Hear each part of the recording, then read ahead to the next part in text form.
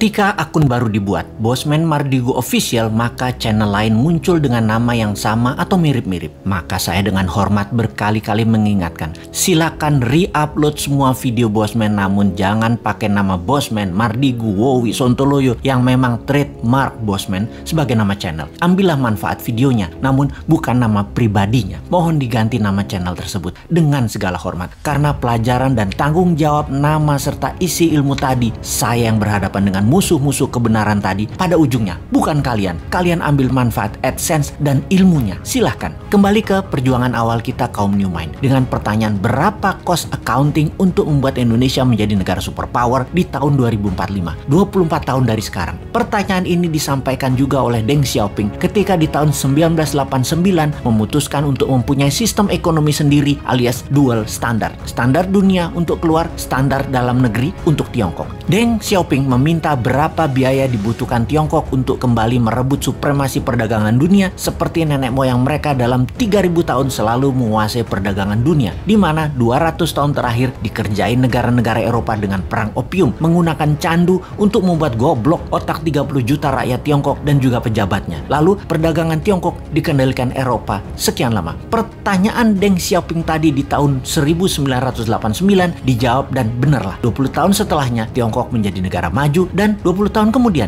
yaitu sekarang, Tiongkok menjadi kekuatan yang ditakuti. Pertanyaan awal kita, berapa cost accounting untuk membangun Indonesia untuk menjadi negara superpower di tahun 2045 itu? Hal itu sangat penting. Berapa modal yang dibutuhkan? Berapa dana yang dibutuhkan? Dan itu harus diketahui sekarang. Semua itu akan kita ciptakan dananya serta pekerjaannya untuk 100% warga Indonesia. Kita lompat ke tahun 2030 ke depan. Di tahun 2030 atau kurang dari 9 tahun lagi, dari saat ini dunia menjadi lain dengan dunia yang kita kenal 100 tahun terakhir. Pandemi 4 tahun hingga tahun 2025 merubah 60% kehidupan manusia. Teknologi bioengineering, biomedical, menggeser DNA dan RNA manusia membuat manusia menjadi super karena lawannya penyakit juga menjadi super. Penyakit bawaan atau penyakit karena virus bermutasi. Manusia pun bermutasi dengan perubahan genetik tubuh manusia dipicu dengan growth factor biomedical. Di sisi lain, secara politik, kalau Amerika tidak hantam secara militer negeri Tiongkok dalam kurang waktu 3 tahun ke depan, maka di tahun 2030 Tiongkok akan menjadi negara superpower nomor 1. Dan saya garansi Amerika tidak akan serang Tiongkok. Amerika tuh chicken sekarang. Sungguh. Kemudian komunikasi 6G dipimpin Tiongkok. Distribusi kapal niaga dan seluruh gadget serta transaksi perdagangan dikuasai Tiongkok. Kesehatan dikuasai globalis cabal. Demikian juga sumber informasi big data dan currency akan dikuasai cabalis. Kemudian kehidupan pertanian akan semakin sulit. Alam semakin gersang. Cuaca tidak bisa dibaca dan dikendalikan.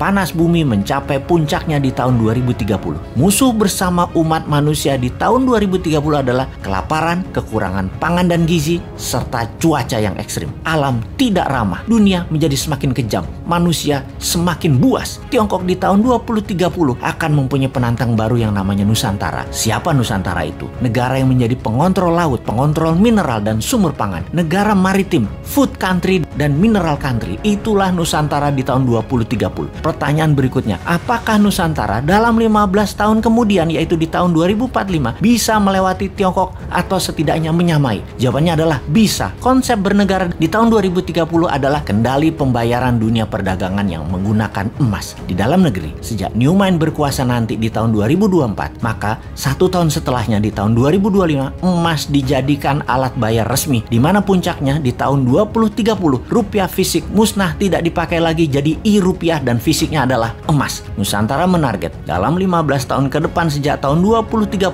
transaksi dunia 50% memakai emas. Itulah awal Nusantara menjadi negara superpower di tahun 2045. Kunci penting berikutnya di periode 2045 sampai 2070, di mana dunia sepakat tidak akan ada lagi perang militer, namun semua negara berkolaborasi merubah dunia menjadi lebih baik. 2045 hingga tahun 2070, Nusantara menjadi negara superpower yang memimpin garda terdepan pejuang lingkungan hidup, kesehatan, edukasi, dan sustainable eco-living. Nusantara memimpin perbaikan alam selama 15 tahun hingga tahun 2070.